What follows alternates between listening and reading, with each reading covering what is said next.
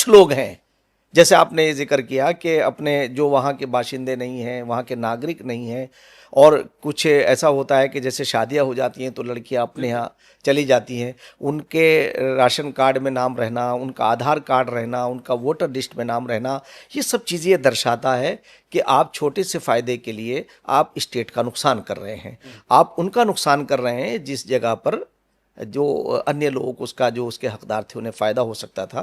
तो ये अगर आप इसे देखते हैं, आप जिस धर्म की बात कर रहे हैं इस्लाम की, अगर इस्लाम आपका धर्म है तो इस्लाम तो ये कहता है कि आप कोई भी काम आपका नहीं होना चाहिए कि जो किसी को नुकसान देने के लिए हो, किसी को सताने के लिए हो, या नाजायज़ फ़ायदा उठाने के लिए हो।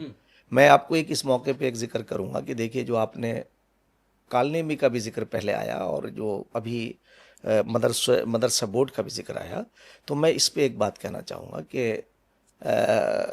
हज़रत उमर जो हज़रत मोहम्मद साहब के दूसरे उत्तराधिकारी हैं, वो एक क्रिश्चियनों के प्रोग्राम में जाते हैं, ईसाइयों के। नमाज का वक्त हो जाता है तो ईसाई लोग कहते हैं कि आप यहाँ नमाज पढ़ सकते हैं हमारे चर्च में या हमारे उसमें। तो वो उनसे कहते हैं कि नहीं भाई, कल आने वाले लोग जो हैं इस पे दावा करेंगे, आप उनकी दूरअंदेशी देखिए। फिर देखिए, आपके हज़रत मोहम्मद साहब का जीवन अगर आप उनकी जीवनी को पढ़ेंगे तो आपको ये मालूम होगा कि एक ऐसा इंसान जो इंसानों को इंसान बनाने के लिए आया। तो मैं इसी के साथ ये भी जोड़ना चाहूँगा कि मर्यादा पुरुषोत्तम श्री राम और श्री कृष्ण, उनकी जीवनी को और हज़रत मोहम्मद साहब की जीवनी को आप जब इनमें आप दोनों के तीनों का अध्ययन करेंगे तो आपको देखिए एक खूबसूरत चीज़ सामने आएगी कि मर्यादा पुरुषोत्तम श्री राम अपने बाप के आज्ञा का पालन करने के लिए अपना राजपाट छोड़ देते हैं, अपना उत्तराधिकार का जो उनका उत्तराधिकार का अधिकार था उसे छोड़ देते हैं, और पिताश्री से कहते हैं, राजा दशरथ जी से, कि पिताश्री आप अपने वचन का निर्वहन करिए, मैं आपकी आज्ञा का पालन करूंगा, और वो छोड़ के चले जाते हैं। बाप, अब इसमें पहलू देखिए कि हज़रत मोहम्मद साहब ने कहा कि बाप स्वर्ग का द्वार है और माँ के पैरों के नीचे स्वर्ग है। अब इस पे मैं जो बात आपसे कहना चाहता हूँ, और ख़ास तौर से मुसलमानों तक ये मैसेज पहुँचाना चाहता हूँ कि आप ये देखिए कि एक शख्स, उनका कैरेक्टर देखिए कि वो अपने कैरेक्टर के किस स्थान पर, किस शिखर पर हैं, और एक ऐसा रोलर जो ये कहते हैं आप कि वो इस्लाम को फॉलो करते हैं, वो अपने बाप को कैद कराता है, अपने विद्वान भाई का मर्डर इसलिए करा देता है कि क्योंकि उनके कामों से उनने उपनिषद के ट्रांसलेट कराए, फारसी और अरबी के अंदर ट्रांसलेट किया। मैं दारा शिकोह की बात कर रहा हूँ जी, और आपको मैं औरंगजेब की बात कर रहा हूँ। शाहजहां उनके बाप हैं। तो ये पहलू वहां आते हैं जो इस्लामी तालीमात से की अवहेलना करते हैं। और आप अब तीसरा, थर्ड कैरेक्टर मैं आपसे बताना चाहता हूं कि श्री कृष्ण का है। देखिए, यहां एक महिला का अपमान, जब मां द्रौपदी का अपमान, चिरहरण होता है, तो अर्जुन से कहते हैं कि अर्जुन ये क्या हो रहा है। बड़े बड़े उस वक्त के जो विद्वान थे, मैं उसकी तफसील में नहीं जाना चाह रहा हूं, सिर्फ उसकी तरफ मैं संकेत करना चाहता हूं।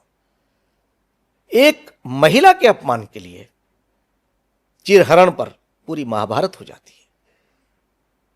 तो श्री कृष्ण के श्रीमद् भागवत में संदेश ही तो हैं।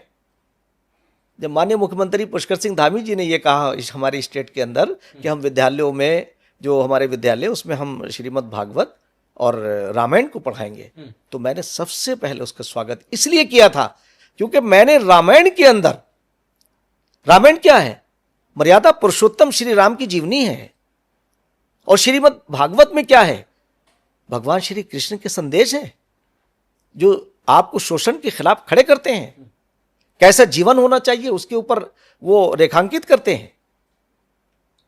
यही हजरत मोहम्मद साहब की जीवनी है कि उनकी जीवनी यह है कि जब उनके साथ अरब के अंदर लोगों ने उनके साथ ज्यादती की, उनके साथ उनका अपमान किया, तो उन्हें अपमान के के बदले में उन्होंने उन्हें उन्हें नुकसान नहीं दिया, बल्कि उनके लिए दुआए खैर की कि ये मुझे जानते नहीं है। तो आप इस बात पर आपका एतराज नहीं है कि मुस्लिमों के बच्चे भी रामायण पढ़ें, मुस्लिमों के बच्चे भी महाभारत के क्या संदेश हैं ये पढ़ें?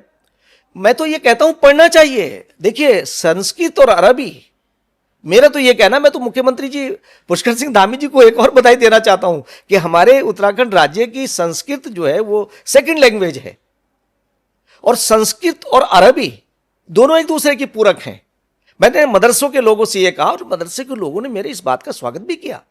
किसी ने उसके खिलाफ नहीं कुछ कहा कि हम तो चाहते हैं कि संस्कृत को पढ़ें, संस्कृत को पढ़ें। और आपको आपके जानकारी के लिए बताना चाहता हूं कि हमारी बच्चियां, उसकी मैं आपको वीडियो भेजूंगा, हमारी बच्चियां बड़ी फर्राटेदार। अभी जो हमारा 9 नवंबर को स्थापना दिवस होता है, तो पिछली स्थापना दिवस हमने उत्तराखंड कुमाऊं में के केलाखेड़ा गांव के अंदर किया था। तो वहां हमारे बच्चियों और बच्चियों ने जो संस्कृत के अंदर जो स्पीच दी, मैं तो हैरत कर गया, अभिभूत हो गया कि किस तरह हमारे बच्चों के अंदर टैलेंट है। हमें अब उन्हें हिंदू मुसलमानों की तरह से नहीं देखना। लेकिन मुस्लिम धर्मगुरुओं को हम सुनते हैं गाहे बगाहे, वो कहते हैं ये तो सब थोपने का काम, एक एजेंडा के तहत थोपने का काम हो रहा। दरअसल वो लोग जो कहते हैं, जो मुस्लिम धर्मगुरु, मैं उन्हें धर्मगुरु इसलिए नहीं, उन्हें आधा अधूरा मानता हूं कि अगर कोई एक चीज, एक तरफ की चीज जानता है तो वो उतनी बात तो करेगा ना जितनी उसे जानकारी है। 4 अंधों ने हाथी देखा, अलग अलग व्याख्या की, और संपूर्ण हाथी चारों ने नहीं देखा, अलग अलग ने। तो जो धर्म गुरु हैं, अब आप एक बात बताइए, मैं आपने धर्म गुरुओं का नाम लिया, मैं यही तो कहता हूं कि ये मीडिएटर बन गए। इन्होंने, अगर हजरत मोहम्मद सल्लल्लाहु अलैहि वसल्लम का के जीवन से इनका ताल्लुक होता, तो मैं आपको दावे के साथ ये बात कह रहा हूं आपके साथ शर्मा जी, कि जो 28 गांव की डेमोग्राफी की बात सामने आई है, ये हरगिज नहीं होती। क्यों? आप विस्तारवादी क्यों बन रहे हैं? आप क्वांटिटी की बात क्यों कर रहे हैं? आपको क्वालिटी की बात करनी चाहिए। आज 1947 के बाद देश आजाद हुआ, 50 से ज्यादा बच्चे जो है यूपीएससी क्लियर कर रहे हैं, नीट में हमारे बच्चे और बच्चे आ रहे हैं, मदरसों के बच्चे जो है आधुनिक एजुकेशन पढ़ के आगे बढ़ रहे हैं। तो आज अगर माननीय मुख्यमंत्री श्री पुष्कर सिंह धामी जी एक फैसला लेते हैं कि अब हम इसमें 6 माइनॉरिटी को, उन्हें भी लाभ पहुंचाएंगे। अब तक सिर्फ मुसलमानों को, मदरसों को लाभ होता था, अब यानी सिख, ईसाई, बौद्ध, मुस्लिम, जैन, पारसी, इन सबका एक प्राधिकरण बना दिया। तो इस पे भी लोगों ने अलग अलग इसकी व्याख्या करनी शुरू कर दी। भाई, मैं आपसे कहना चाहता हूं कि आपके जो फंडामेंटल राइट हमारा है, हर एक को अपने अपने अपने कल्चर का, अपनी संस्कृति का आपको अधिकार दिया है संविधान ने, उस पर कोई प्रतिबंध नहीं है। मगर अगर हमारे माननीय मुख्यमंत्री पुष्कर सिंह धामी जी ये चाहते हैं कि मुसलमानों के बच्चों को भी और अल्पसंख्यक समाज के बच्चों को, जो और लोग उसमें आते हैं, 6 की 6 माइनॉरिटीज़ को एक छत से उन्हें राहत मिले, उन्हें मान्यता मिले और विद्यालय परिषद का वो सिलेबस पढ़ाएं, तो मैं ये बात कह सकता हूं कि जो डेमोग्राफी की बात आती है, ये कुछ दिन के बाद समाप्त हो जाएगी। इसलिए कि जब एजुकेशन मेन स्ट्रीम की मिलेगी, और यही हमारे प्रदेश के माननीय मुख्यमंत्री श्री पुष्कर सिंह जी चाहते हैं कि इस डेमोक्रेसी में, इस लोकतंत्र में सबका अधिकार बराबर है, हर बच्चे को समान शिक्षा मिले। बार बार वो ये कहते हैं कि समान शिक्षा मिले,